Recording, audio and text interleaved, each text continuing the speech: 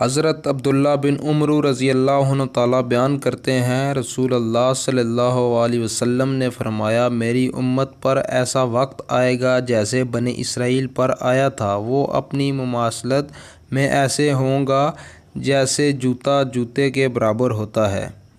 حتیٰ کہ اگر ان میں سے کسی نے اپنی ماں سے اعلانیہ بدکاری کی ہو تو میری امت میں بھی ایسا کرنے والا شخص ہوگا۔ بے شک بنی اسرائیل میں 72 فرقوں میں تقسیم ہوئے اور میری امت 73 فرقوں میں تقسیم ہوگی۔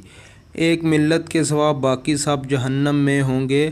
صحابہ نے عرض کیا، اللہ کے رسول صلی اللہ علیہ وسلم، وہ ایک ملت کون سی ہے؟ آپ صلی اللہ علیہ وسلم نے فرمایا، جس پر میں اور میرے صحابہ ہیں۔